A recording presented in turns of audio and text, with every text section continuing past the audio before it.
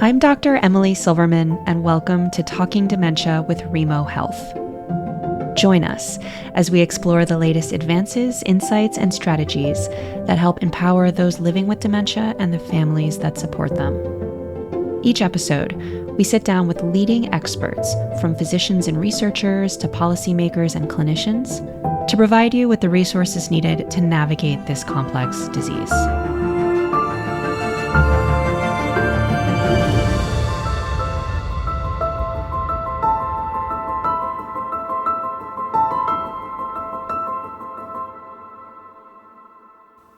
Today's guest is Dr. Jennifer Corcoran.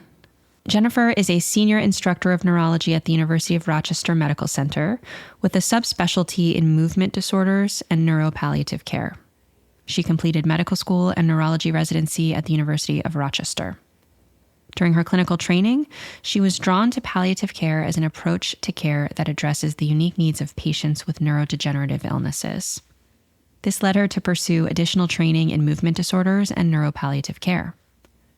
Her research focuses on prognostication and anticipatory guidance in Parkinson's disease.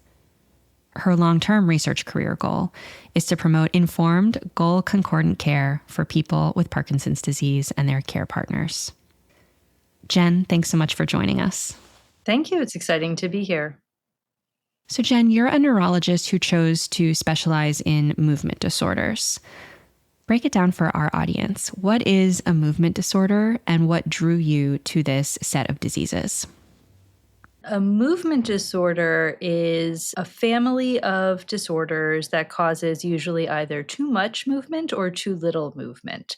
So people who have too much movement might have a tremor or some other kind of extra abnormal movement, usually impacting quality of life and function.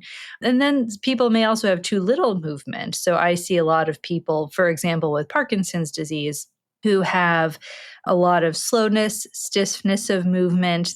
When you're seeing people in the office for the first time and there's a question of whether they may have Parkinson's disease, I think by the time you're done with a conversation with them, you have a sense that they might, because they even will blink more slowly than someone without Parkinson's disease. They may have diminished facial expressions. They may have just less of that fidget factor that most of us have when we're sitting in a chair. We do tend to move around and fidget a little bit.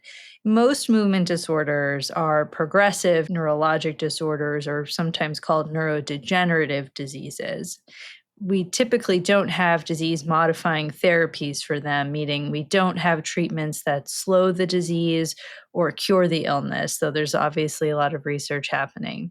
And when I was in medical school, I was always just really drawn to palliative care as a model of care that really tries to help take care of the whole person. So manage difficult symptoms like pain or depression or anxiety that are impacting quality of life, help talk about the future, even if facing the future and what life might look like can be a really difficult topic sometimes, and supporting patients, families, and care partners through the illness. And then neurology and movement disorders neurology seem to just make a lot of intuitive sense for me, because these patients and these families just have so many needs. In some ways, I feel that movement disorders is actually a terrible specialty name, because there is so much more than the movement problems to them. So for example, with Parkinson's disease, people can have issues with blood pressure fluctuations that can be really problematic and uncomfortable. Depression and anxiety are pretty common, probably for psychosocial and biological reasons. In the later stages of disease, there can be problems with thinking and memory and so on and so forth. And that's true for most movement disorders. You mentioned tremor and a few other movement disorders. You also mentioned Parkinson's disease. How do you think about categorizing these diseases? Because there's Parkinsonism, and then underneath that umbrella, there's Parkinson's disease, dementia with Lewy bodies, and a couple of other diseases, particularly in that Parkinson's corner of the movement disorder universe. How does somebody know if they have Parkinson's disease or if they have a different Parkinsonian disease or Parkinsonism? Or can you help us decode that? Because I know that can be really confusing for folks. Sure. Parkinsonism is really a term for almost like findings on an exam. Parkinsonism is referring to sometimes tremor, but more consistently, Parkinsonism refers to rigidity. So that means if someone is totally relaxed and a neurologist is kind of feeling the muscle tone and trying to move an arm or leg around, there's like a resistance to movement, even if someone isn't trying to actively resist you. There's bradykinesia or akinesia, which is the medicalese for diminished movement, slowness of movement, very small movements, and much less spontaneous movement, like blink rate being slower, facial expressions being diminished. Sometimes people's families will think they're depressed actually because that's how it can read. And then there can also be problems with balance, what we sometimes call postural instability, where people have this tendency to fall. There can also be other walking changes like short shuffling steps, less arm swing, and things like that. So if you see someone with Parkinsonism, it's really just describing a collection of exam features, kind of like weakness, right? Weakness is a very generic term with a very long list of things that could cause it. Under the Parkinsonism umbrella, there are meds that can actually do it. So you always have to do a good review of the meds list, both current meds and prior medications. Just to be clear, you mean medications that can cause Parkinsonism, and then when you remove the medication, the person gets better and they never had Parkinson's disease. Yes, that's what I mean. There are medicines that can cause the collection of movement disorders that we call Parkinsonism. That's slowness, stiffness of movement, the walking problems, sometimes tremor. And then there are brain diseases that cause Parkinsonism. Far and away, the most common one would be Parkinson's disease. The other non-Parkinson's disease causes of Parkinsonism, we often call them atypical Parkinsonism. They're more uncommon.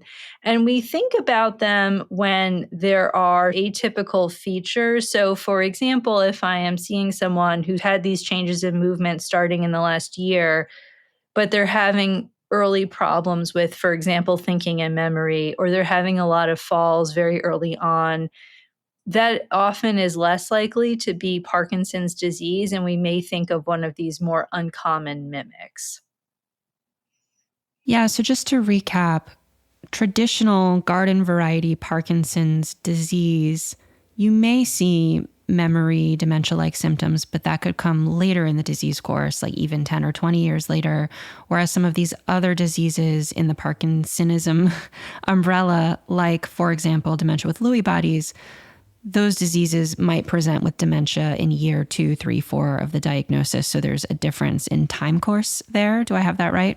Yes, Parkinson's disease pretty commonly causes dementia, but usually after many years of very well-established disease, very clear movement symptoms. It's if someone has the movement symptoms and the cognitive or dementia-type symptoms coming on at the same time, or sometimes cognitive changes will precede the movement changes, that's when we would really think that this is probably not garden variety Parkinson's disease.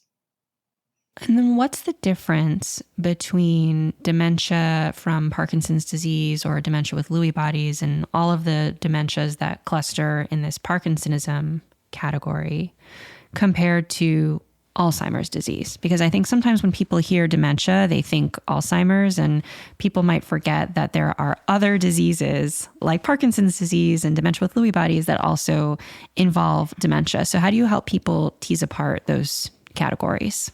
Sure. If you really do very granular psychological testing, there can be different patterns of difficulties with thinking and memory because there are so many domains to just thinking and memory when we think about it. When I see people with dementia from Parkinson's or dementia with Lewy bodies, there also tend to be a lot of other features that come along with it that are problematic. For example, hallucinations can be a really common and problematic feature at that point. And there tend to be earlier problems with visual processing and executive planning and things like that. I would say in practice, one of the biggest challenges when you're taking care of someone with a Parkinson's related dementia or dementia with Lewy bodies compared to Alzheimer's is the prevalence of these psychosis symptoms, like the hallucinations, delusions, where people can have really fixed ideas that are not correct. And those can be very distressing, both for the person experiencing them and for family members.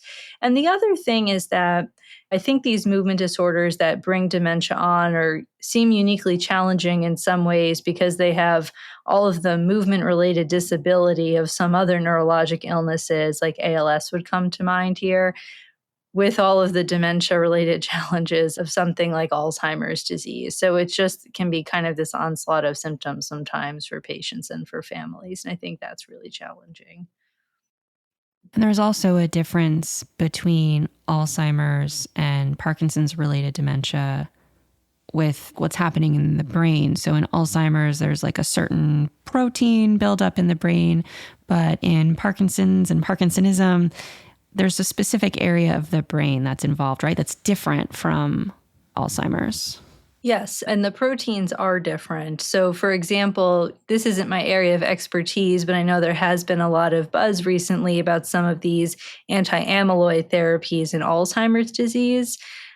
They have their risks and their benefits, but because it's a different protein involved in Parkinson's or dementia with Lewy bodies related dementia, those patients would not be a candidate for a therapy like that, and treatment is symptomatic and supportive. And there are medications we use to treat symptoms, but there is not currently anything out there that can be used to treat the protein in the brain that's causing dementia for the movement disorders patients. You've done some research on prognosis in garden variety Parkinson's disease. Tell me about prognosis with that disease. How much certainty or uncertainty is there with prognosis in Parkinson's disease, and how do you counsel patients and families about what to expect when they receive a diagnosis of Parkinson's disease? With Parkinson's disease, it tends to be a very long disease course from time of diagnosis through end of life, somewhere in the 10 to 30-year range. That's a very wide range. And typically, when you're diagnosing someone, it's not really clear where they're going to be on that trajectory. So, sort of how much life expectancy someone might have is very up in the air when you're first diagnosing. I do talk very early about, I think it's critical to talk really early about the fact that this is not a curable disease, this is a progressive disease, but that we're going to be here with you to help manage symptoms and optimize quality of life. And I also do talk very early about exercise. Of all the research that's ever been done, exercise is probably the only thing that's been shown to maybe slow Parkinson's disease progression. As time goes on and as the disease evolves, I will often check in with people to ask what questions or concerns they might have about how life might evolve in the future with Parkinson's. And I think this is very individual. There's some people out there who are really feel strongly that you take each day as it comes, and I'm not ready to talk about the future. I think a lot of people want at least some discussion about what the future will be. And I've had a number of people who I've been seeing, who've been followed by other neurologists, sometimes sheepishly ask me after a few visits in a way that makes me think it's been on their mind, ask me if they might die of Parkinson's someday. It's been a really common myth out there that you don't die of Parkinson's disease, you die with Parkinson's disease. I feel that people deserve an honest answer. And that's when I really will discuss that, yes, you can die of Parkinson's disease. It is recognized by the CDC as the 10th leading cause of death in adults over age 65, I believe. And I will often address for people what are the hallmarks of advanced disease where people might be at risk of dying from the disease.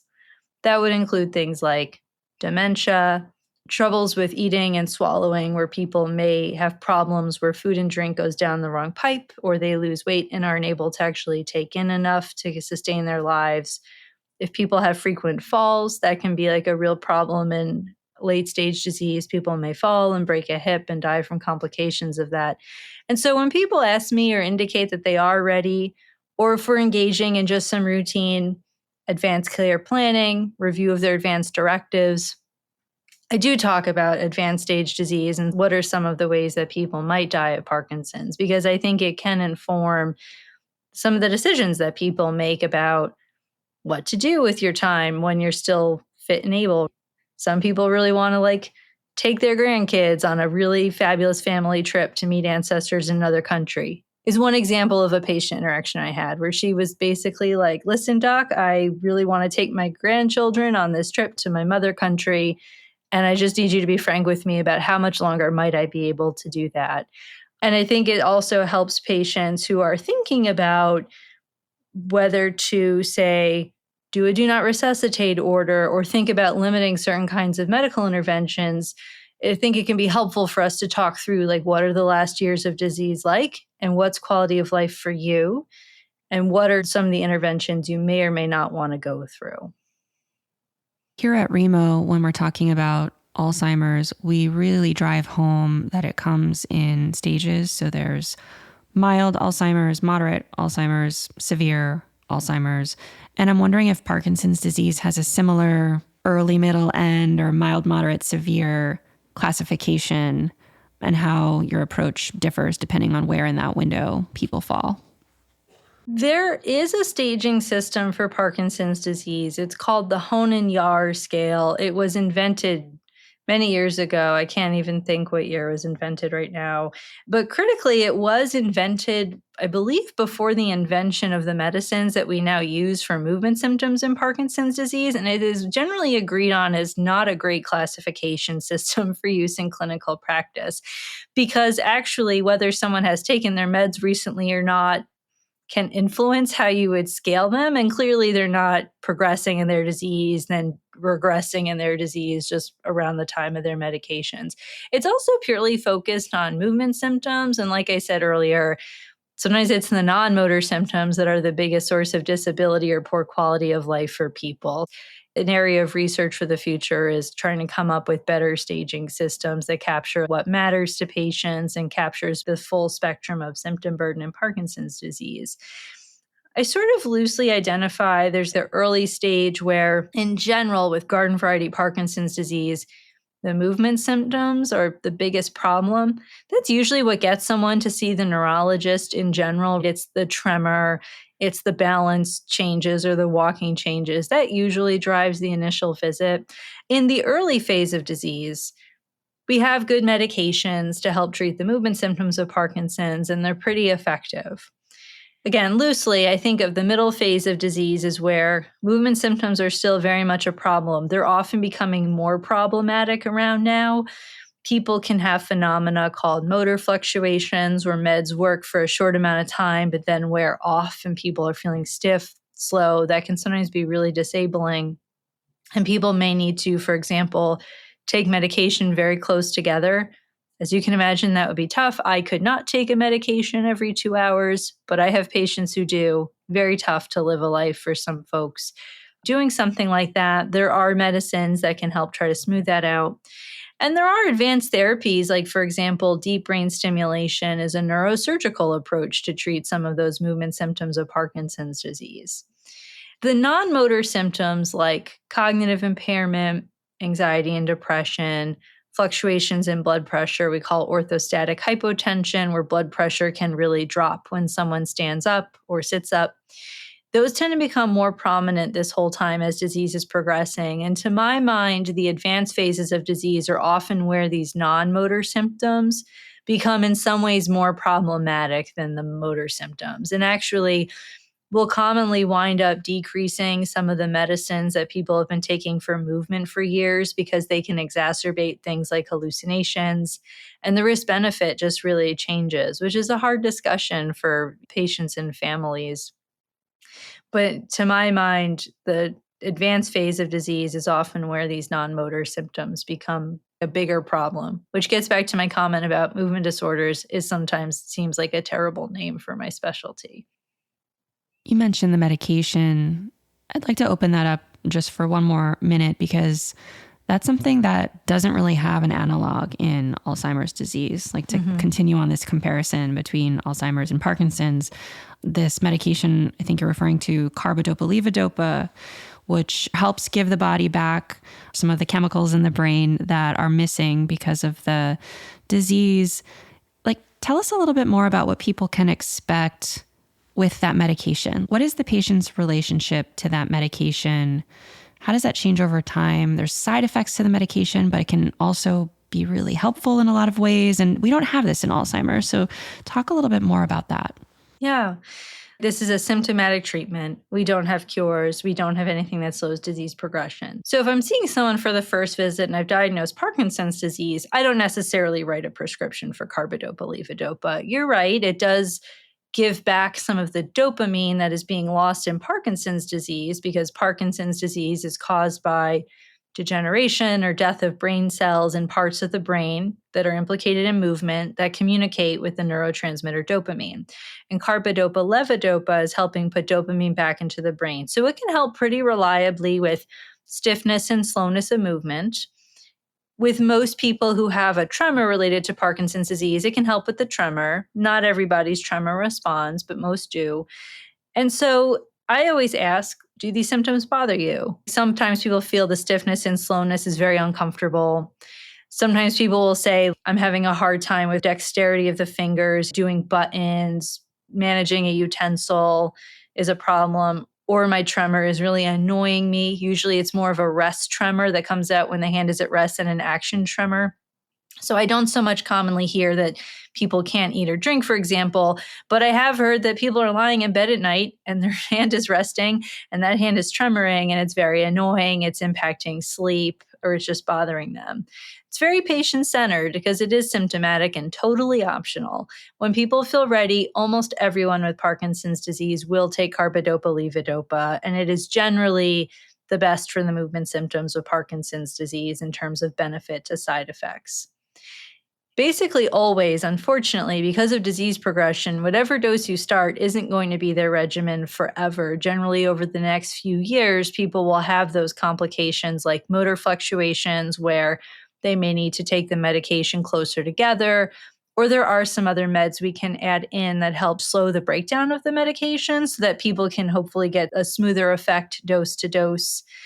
That's also kind of patient-centered. I do take care of people who take meds every 2 hours and they are doing okay. That's pretty hard if people are still working or parenting. Not that it's easy for anyone, but sometimes that's just not feasible for various reasons. And we'll try really hard to use other tricks to try to smooth out the effect.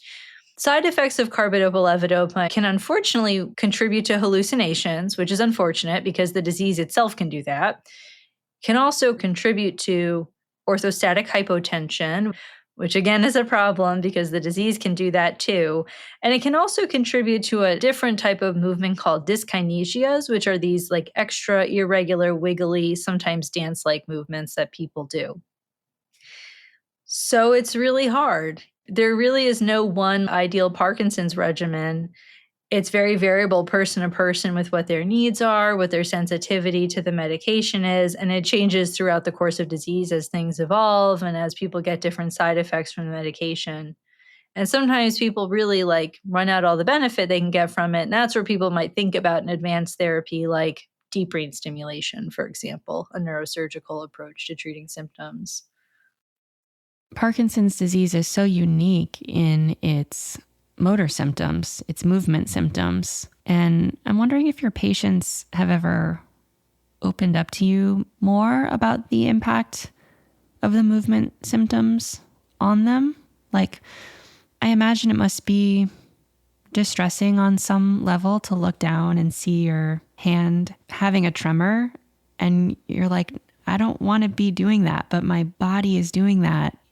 Almost a feeling of a loss of control over something that is so primal, which is our ability to control our own body and how it moves. Like for me, even if I'm looking at a laptop screen for so long and my eye starts twitching, like the muscle in my face, like that's really annoying because it feels like my body is doing something I can't control. So have your patients ever talked to you about that? Like how they cope with this maybe strange or foreign sensation that their body's doing something that they don't want it to do, or in some cases, maybe not doing something they want it to do, like they want to take a step and it's just not happening. And have they talked to you about that?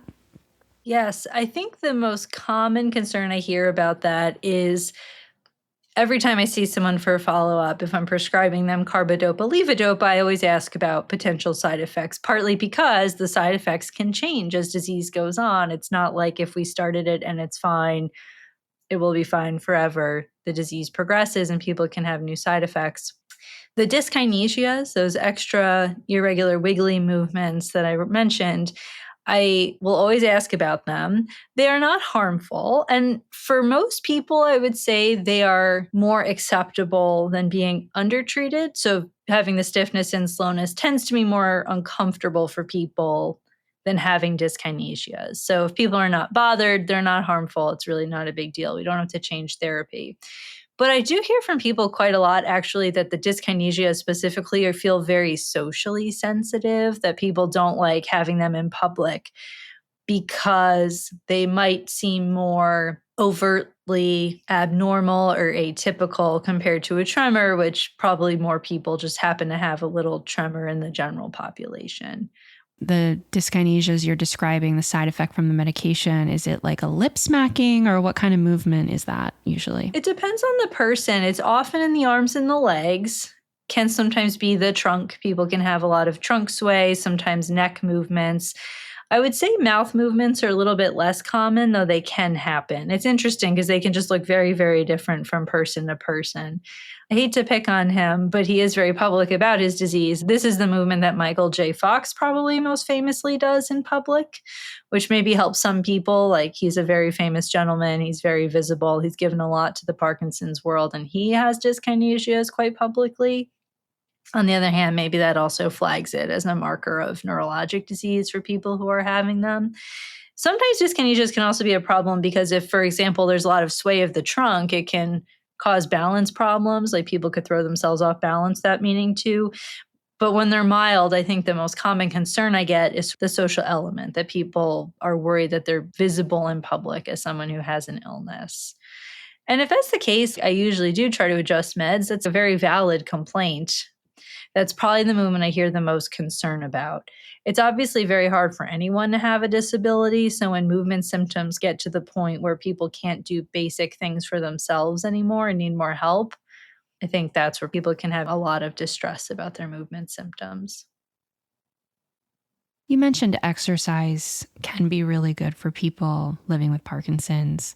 And I know that some people with Parkinson's, I know this from my personal experience, my mom was diagnosed with Parkinsonism. I'm not sure exactly which disease under the umbrella she had. There was still some diagnostic mystery by the time that she passed, but she went to a boxing class. And apparently there had been some evidence that this boxing class and this boxing protocol helped people with Parkinson's disease. As you said, it wasn't a cure, but maybe it helped with function or something like that. And so I actually went with her to a couple of boxing classes, and it was this class filled with a bunch of people with Parkinsonism. And there was this coach, and they had a great time, and I had a great time watching. And yeah, just wondering if you have any thoughts about treating movement disorders with movement and why that's so good for the body and for the brain. Yeah. Like I said, of all the research that's been done, exercise is the one thing that has maybe been shown to slow disease progression. Boxing classes are very popular. I think the rapid repetitive movements probably help with muscle tone, help people feel more limber when the disease wants to make you stiff.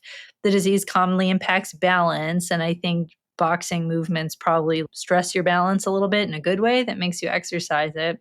I don't know that there's research about this. But just in my own personal experience from talking to a lot of people with Parkinson's and their care partners and families about boxing classes, because I do have a lot of patients who do it, I think that the Parkinson's disease-specific boxing classes also fill this role of community. I feel like a lot of patients commonly hide their diagnosis from people, are fighting social stigma, often will hide the disease for a few years until maybe there's a movement abnormality or a big medical event or something happens, something changes where they decide to disclose the diagnosis. So it can be isolating for people. I think being in a space where everyone has Parkinson's or is there supporting someone who has Parkinson's makes it this informal support group of sorts.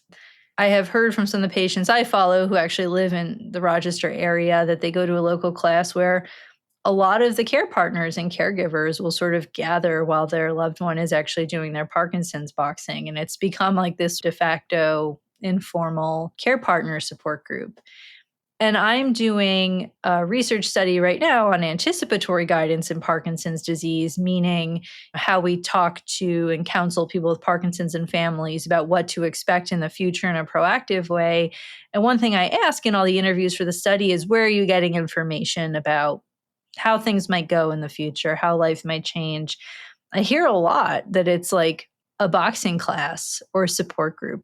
You see people with different experiences of the disease. You see people go through different things. For some people, that's a really helpful source of information, to be surrounded by different people, some of whom may be further along in the disease than you, and just see what their experience has been, or hear about how they've overcome hurdles, and that's a really good source of community. In addition to just the exercise, which is helpful with movement, probably helpful for the mood disorders that are commonly accompanying Parkinson's disease, helpful for maybe constipation and some of those other bothersome non-motor symptoms. But I suspect there's maybe unmeasured in research, I suspect that for a Parkinson's related class, I imagine it is also helping people find community when they might be feeling a little bit stuck otherwise. You mentioned the mood symptoms associated with Parkinson's disease, and I wanted to ask about that. How do you know if somebody's depressed because of the Parkinson's disease, or if they're depressed separate from Parkinson's disease, or does it even matter if the depression is coming from the disease or not? And how do you talk to patients and families about that? And how do you think about those symptoms and treating those symptoms in parallel with the movement symptoms and the memory symptoms? That's a great question. It is fairly pervasive in Parkinson's disease, probably for two reasons. We know that social stressors are a risk factor for anxiety and depression. It can be hard to live with Parkinson's disease. It exposes you to a lot of social stressors. In Parkinson's disease, people are losing the neurotransmitter dopamine, which is involved in regulating movement, but also involved in regulating mood. There's probably biological basis for the mood disorder. You brought up the good question about how do you know what's causing the depression or anxiety, and it doesn't really matter for treatment purposes. There isn't a Parkinson's disease specific treatment per se. The same treatments you'd use for anyone with anxiety or depression apply. Psychotherapy, like individual counseling, can be helpful, and medications like common antidepressants, usually called selective serotonin reuptake inhibitors or SSRIs, are fine to use in Parkinson's disease, and I prescribe them frequently. I do think it's always worth distinguishing, though, between what I would consider a pathologic or abnormal anxiety or depression, where people are having generally depressed mood or just lack of joy in things they used to enjoy. If people are having really pervasive anxiety, worries about lots of things, when people report that, to me, that sounds like a mood disorder, and I would treat it as such with medication or counseling or both. There are just normal, difficult, and negative feelings that come with having a crummy disease. So if someone is saying to me, I am grieving the loss of my ability to do something I used to do, that really doesn't sound like major depression to me. Maybe if they're very tearful all day, all the time, and it's really just impossible to break out of that and do things they want to do, it's also normal to feel sad about having a crummy illness. I am blessed to work on a team with some wonderful chaplains who will see patients for support and coping and spiritual care when they're struggling with difficult feelings in the setting of a serious illness like Parkinson's. But if you don't practice in a setting like that, or if you as a patient or family are not seeing a practice with that resource, I do have to say, I think there's immense power in just acknowledging that this is a very normal way to feel. And probably most people with a serious illness, certainly with an illness that causes progressive disability, that's a very normal way to feel. It's a very understandable way to feel, like grief of things you've lost, anticipatory grief for things that you know might go someday, just loss and some of the stress that comes with navigating our care system when you have this difficult illness. I think that's a very understandable, very normal way to feel in a serious illness. And it's important to distinguish those, like a mood disorder, from just the difficult feelings that come with a serious illness. I want to ask about the late stages of disease. So very advanced Parkinson's disease, people who have been having this disease for 10, 20, 30 years and are close to the end. You talked earlier about your interest in neuro-palliative care. I'd like to know if there are any unique needs in this patient population when it comes to palliative care.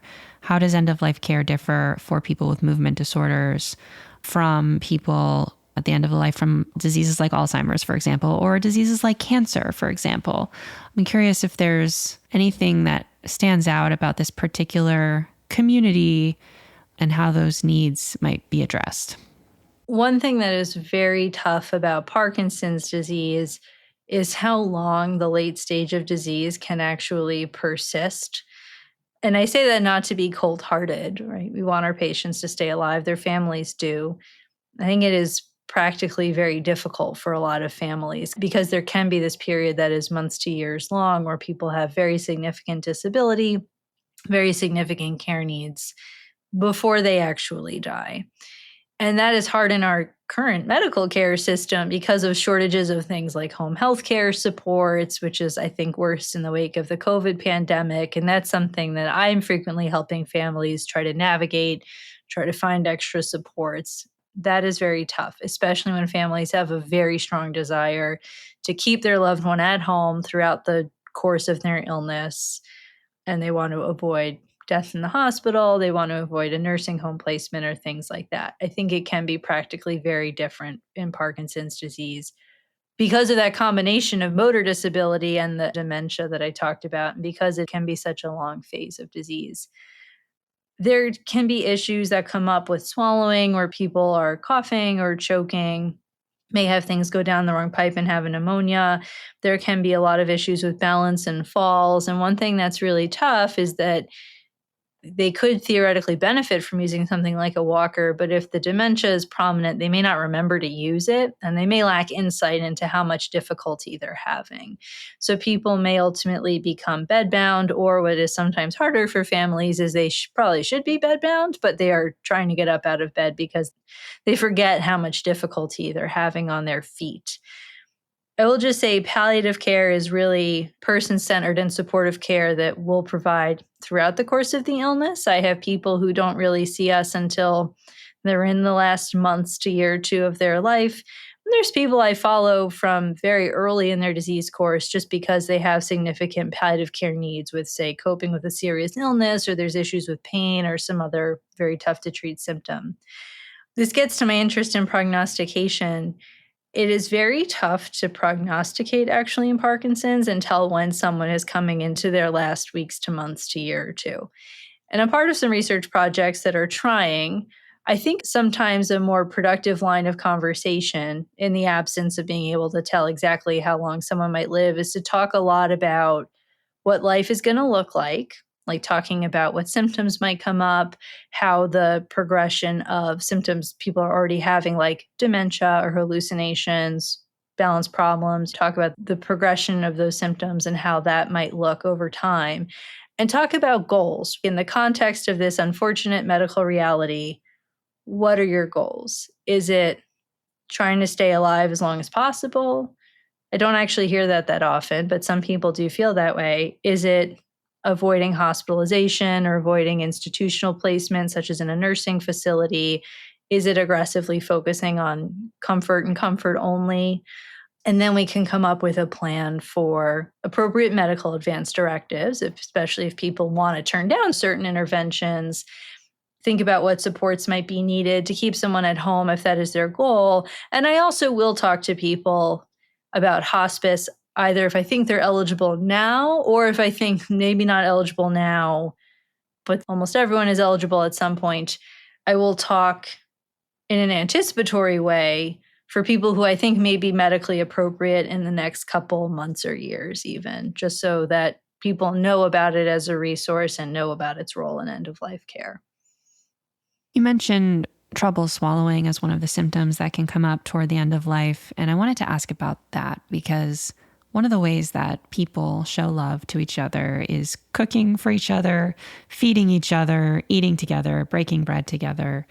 And I know that when eating and swallowing becomes a problem or becomes dangerous or leads to choking, there can be a lot of fear and concern. Does that mean we stop feeding this person? Does that mean we are starving our family member? Or do we keep feeding them and just try to modify the risk by using certain foods or certain textures to minimize the risk of swallowing down the wrong pipe, for example, which can lead to pneumonia and other problems? So how do you talk to patients and families about food and eating and swallowing? And at the very end, some people may ask about a feeding tube. How do you think about all of that?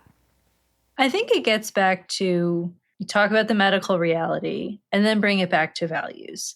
So, for example, I will talk about the swallowing difficulty in the context of value. So, if someone is really focused on comfort, for example, it is often fine to feed people what they want to eat, even if it's not quote unquote the safest. If it's what they would enjoy and would bring them pleasure, it is okay to eat and drink for pleasure, or for families to feed your loved one things they enjoy and accept that risk if we're on sort of a comfort focused kind of path here.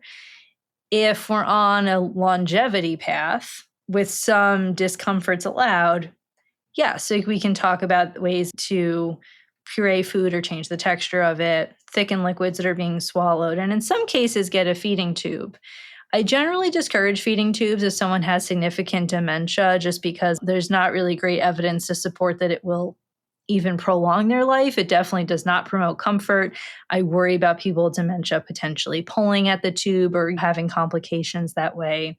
And it doesn't address issues with like saliva in the mouth that we're all making all the time, regardless of eating, and that could always go down the wrong pipe. I have had some people who had really prominent swallowing issues and their cognition was completely fine. And I think that is sometimes a different conversation. I recently had one patient who was very clear he would never want a feeding tube. But when it came to it in the middle of a really difficult hospitalization, he and I actually spoke on the phone and he felt like he was okay reversing his prior advance directive. And we agreed that when he said, no, I would never want a feeding tube, I think he was envisioning a situation where he would have very advanced Parkinson's with dementia, where his quality of life would be significantly impacted in other ways. And he was envisioning that like a pneumonia or something might be how he dies, and he'd be okay with that. But when he was otherwise cognitively intact and still able to do things he would like to do, he felt that a feeding tube placement was like a tool for him to keep doing things he wanted to do. I think the context in which people are experiencing the swallowing difficulties makes a lot of sense. He happened to have a lot of GI issues and other things that were also sort of driving the difficulty with swallowing. And I think that was the right decision for him. If someone has, like I said, very advanced dementia, and certainly if they're just eating less than they used to, then the conversation I think is it's not that they're dying because they're not eating or having difficulty. I think they're not eating and they're having difficulty because they're dying. Well, as we round to an end, I wanted to ask what you are most excited about moving forward, whether it's a clinical update or some of the research that you're doing. What do you see coming down the pike, and where do you come alive when it comes to movement disorders and working toward a better future for patients with movement disorders?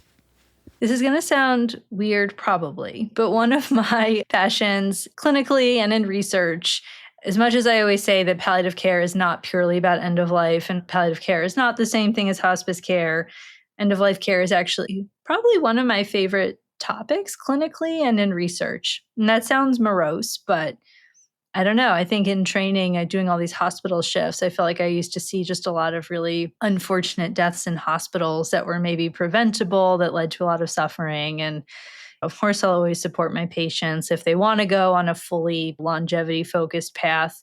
But in outpatient practice, like I get a lot of opportunities to help sort of stop that train, or at least help people, make people aware about what their options are. And so I am really interested in this project I'm involved with. My mentor is the PI in an NIH grant looking to try to develop a better end-of-life prediction model for nursing home residents with Parkinson's disease. Dr. Benzie Kluger is the principal investigator, and I'm a co-investigator on that project. And then I have a grant starting in summer 2025 that will be working on developing a communication tool to help improve discussion about end-of-life care for nursing home residents with Parkinson's disease.